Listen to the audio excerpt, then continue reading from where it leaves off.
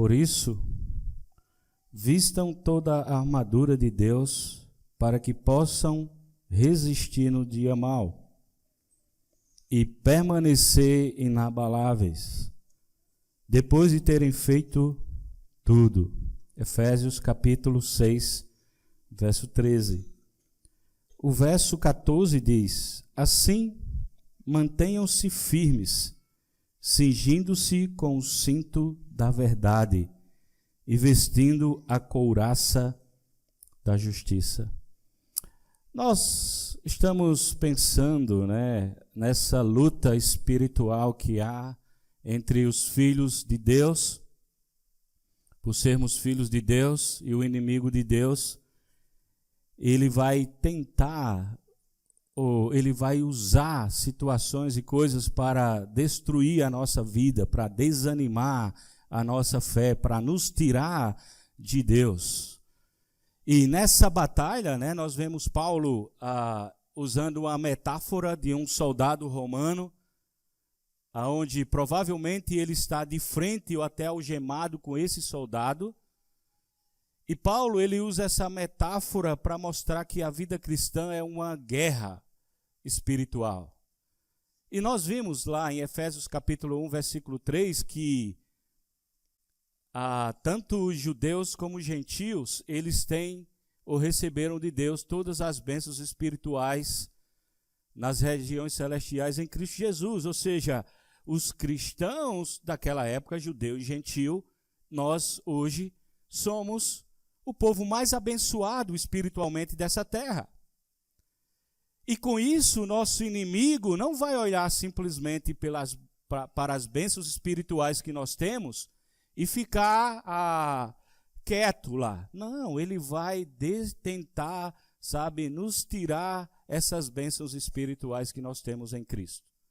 Como através do desânimo, através do nosso estilo de vida, através de coisas que podem nos afastar do Senhor.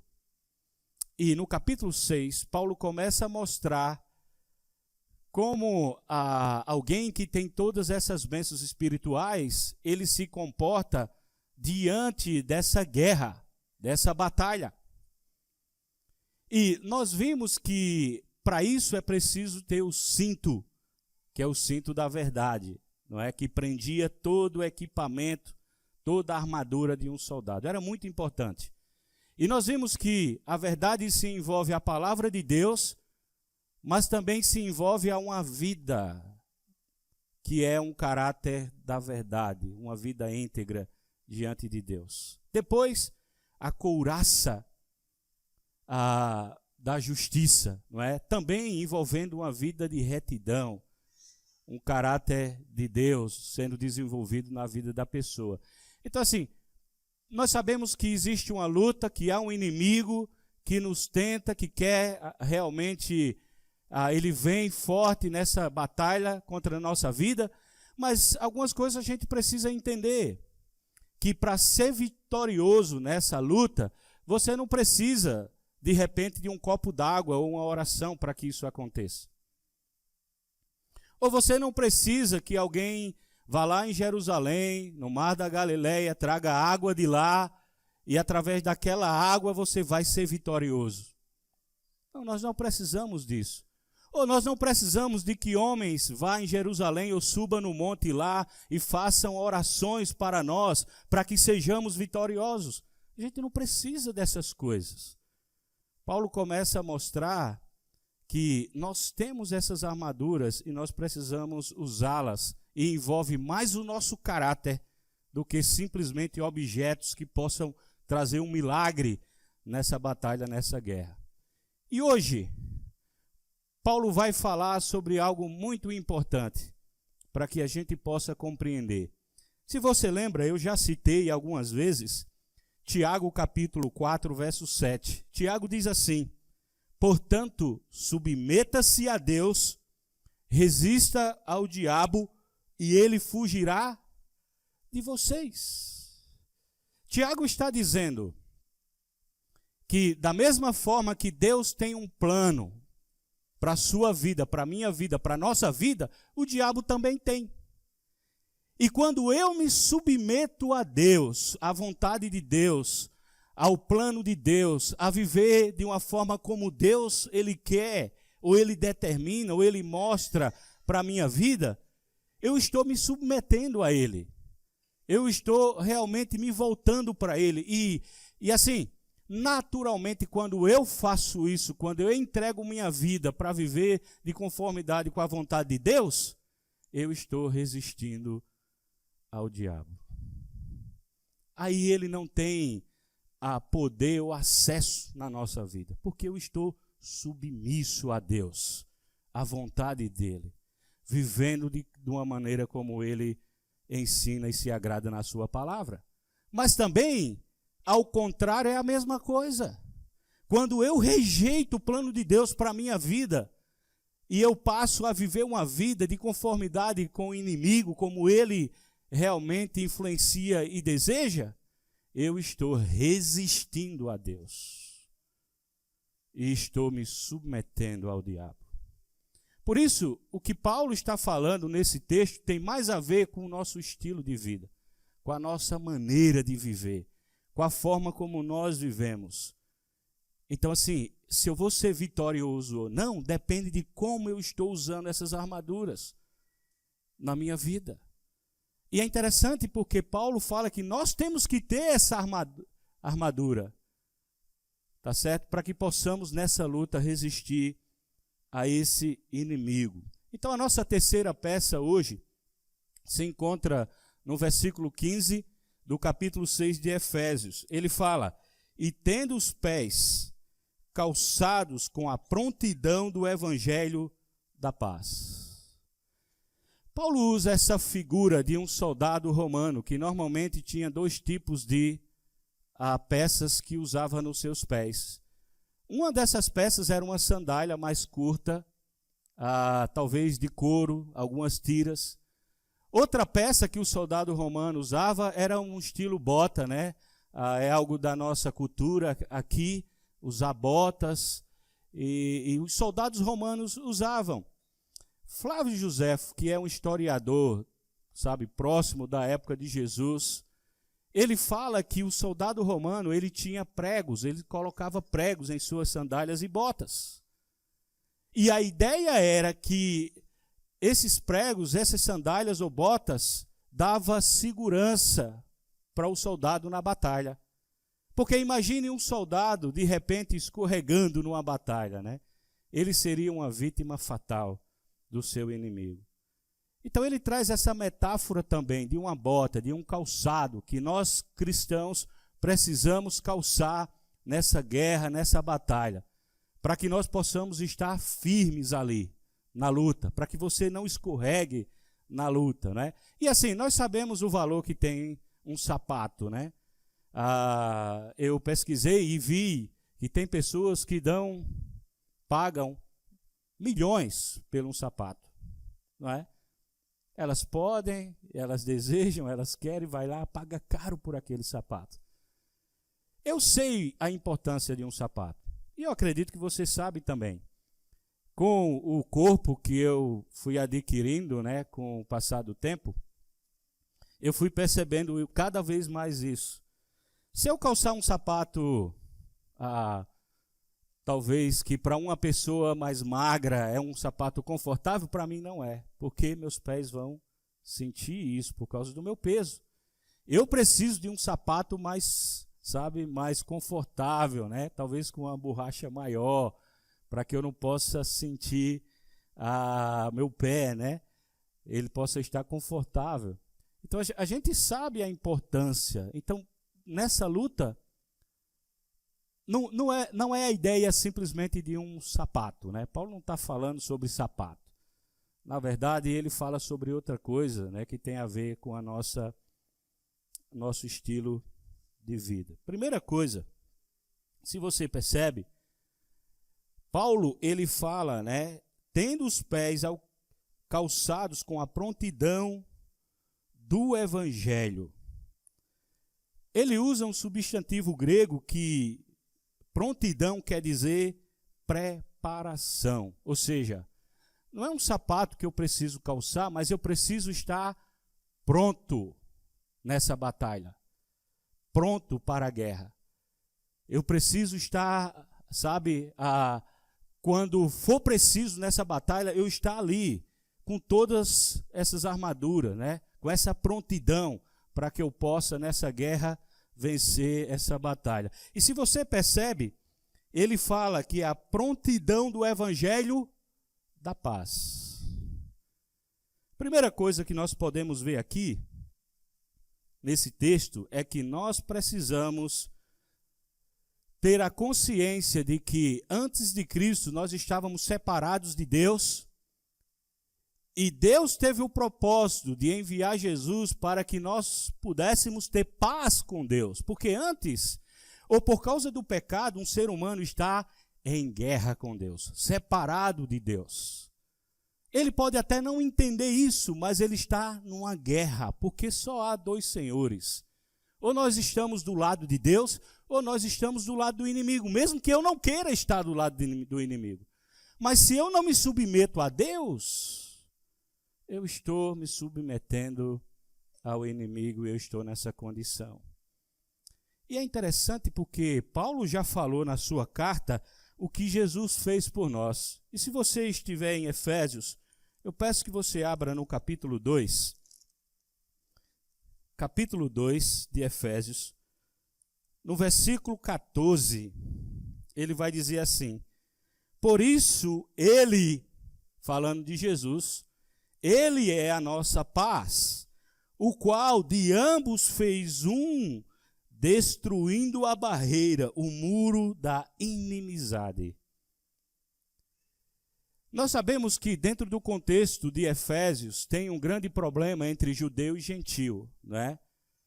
O gentil se sentia, menor, talvez estava a estima baixa, eu não sou judeu, não sou, da promessa. E já o judeu se sentia autossuficiente. Eu sou o povo de Deus, a aliança é para nós temos a promessa.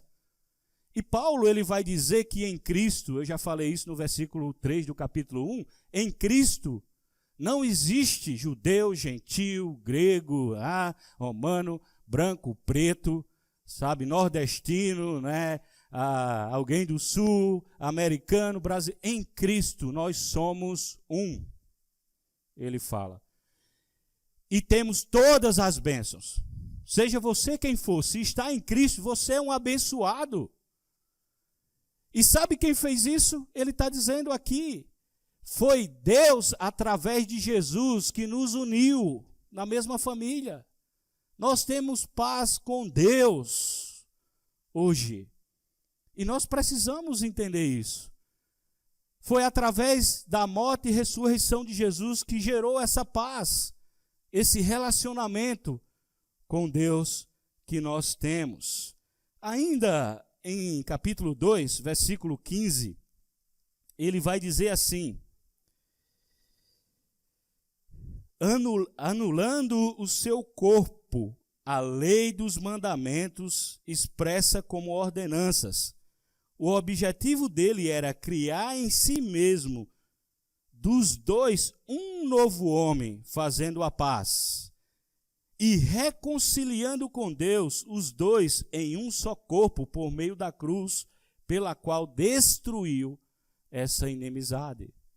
Então, através da cruz de Jesus, nós temos essa amizade com Deus.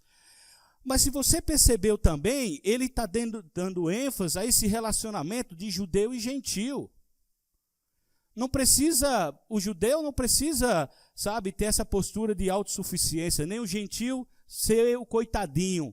Não, em Cristo nós somos iguais. Paulo vai tratar sobre isso. Então, a ideia da prontidão, da paz, o evangelho da paz, o primeiro sentido é que nós temos paz com Deus hoje, mas também eu preciso entender que eu preciso desenvolver e manter essa paz um com os outros, com nossos irmãos. Nós precisamos estar em paz. Eu sei que existe muitos potenciais, muitas vezes, para tirar a nossa paz, o nosso sossego. ou para nós perdermos o nosso controle muitas vezes. Mas eu preciso entender que a prontidão do evangelho, calçar esse evangelho da paz, envolve também ter paz com o meu irmão. Eu preciso ter paz com ele. Eu preciso me reconciliar com ele. Eu já fui reconciliado com Deus, mas eu preciso desenvolver entre meus irmãos essa paz. Eu peço que você abra em Efésios capítulo 5, ou melhor, capítulo 4, versículo 25 em diante.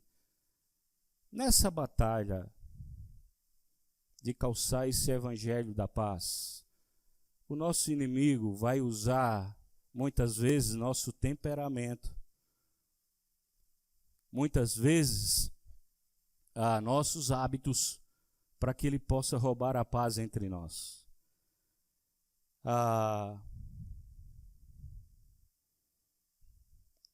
Versículo 25, ele fala: portanto, cada um de vocês abandone a mentira e fale a verdade ao seu próximo, pois todos somos membros do mesmo corpo. Quando vocês ficarem irados, não pequem, apaziguem a sua ira antes que o sol se ponha. Não dê lugar ao diabo. Versículo 27. Então veja como nessa batalha,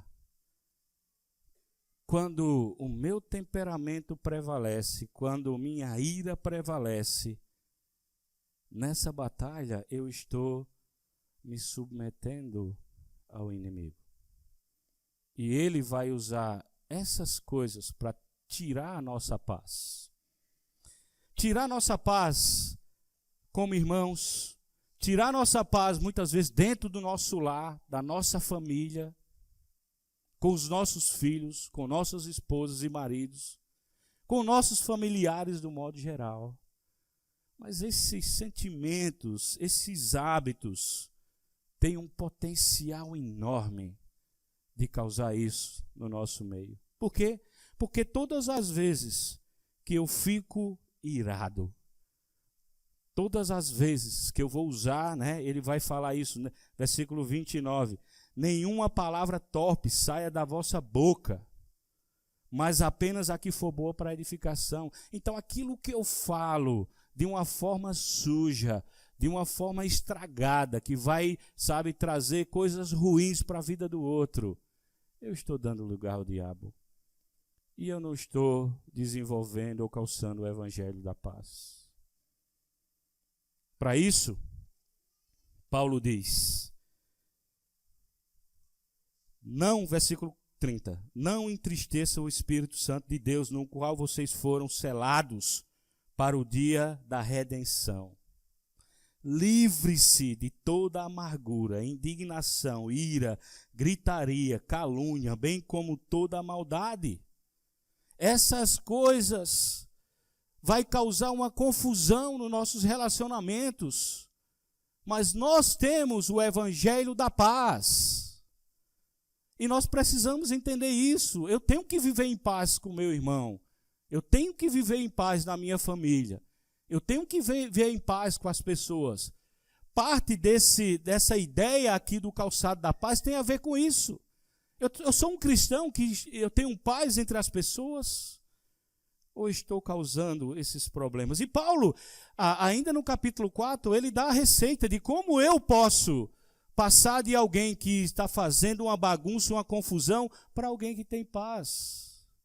Ele fala nos próximos versículos, se você percebeu, ele diz, versículo 32, sejam bondosos e compassivos uns com os outros, perdoando-se mutuamente, assim como Deus nos perdoou em Cristo.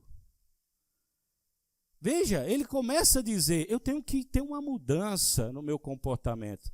Eu não posso deixar o potencial que há, muitas vezes até em pessoas, de me irritar a ponto de eu perder a minha paz. Eu não posso deixar. Isso não está no controle do outro, está no controle meu. Está no meu controle. É eu que vou permitir ou não se a pessoa ela vai me tirar a minha paz. Por isso que eu tenho que reagir, muitas vezes, ao potencial de uma situação para gerar isso na minha vida de uma forma diferente. Eu preciso estar pronto quando essas coisas acontecerem comigo. Também, outra ideia do texto vem que Paulo está citando aqui, vem de Isaías 52, versículo 7, que diz: como são belos os montes, os pés daqueles que anunciam boas novas, que proclamam a paz, que trazem boas notícias, que proclamam a salvação, que dizem a Sião: o seu Deus reina. Outro aspecto da ideia de calçar esse evangelho da paz tem a ver com a comunicação da paz.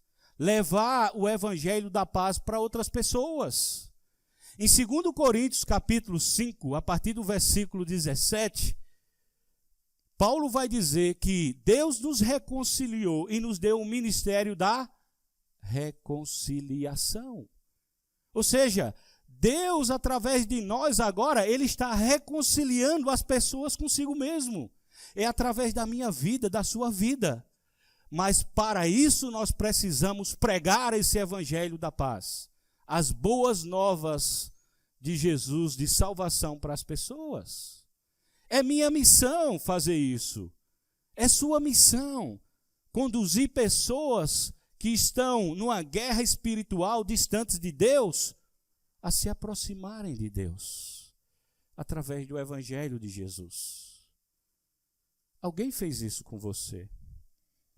Você estava distante de Deus, mas alguém, pensou em você. Alguém calçou esse evangelho da paz e foi até você e conduziu a palavra a você. E hoje você está aqui. Hoje você tem paz com Deus. Porque alguém calçou esses pés e anunciou Jesus para você. Gente, olha ao seu redor. Olhe, veja quantos lugares nós temos aqui. Pensa no mundo lá fora. Pensa nas pessoas que você conhece. As pessoas que precisam estarem aqui. Não quero dizer que simplesmente estar aqui você tem paz com Deus. Tá certo? Mas nós precisamos encher esse lugar de pessoas que estão numa guerra com Deus, estão separados de Deus, mas para isso nós precisamos conduzi-los à fé, através da palavra de Deus. E é sua missão, é minha missão, é nossa missão. Paulo falou, ou Pedro disse, em 1 Pedro, capítulo 3, versículo 15, estejam sempre preparados, prontidão, para responder a qualquer pessoa que lhe pedir a razão da esperança que há em você. Prontidão. Eu preciso estar pronto, conhecer esse evangelho, para que eu possa anunciar para aqueles que vão precisar da minha orientação da palavra de Deus. Paulo também falou, em Romanos capítulo 1, versículo 16, não me envergonho do evangelho, porque o evangelho é o poder de Deus para a salvação. Nós temos nas mãos o poder de Deus para salvar as pessoas que estão aí perdidas. E esse poder de Deus é o evangelho, que é a morte, ressurreição e o sepultamento. Sepultamento, ressurreição. E, consequentemente, uma nova vida em Cristo Jesus.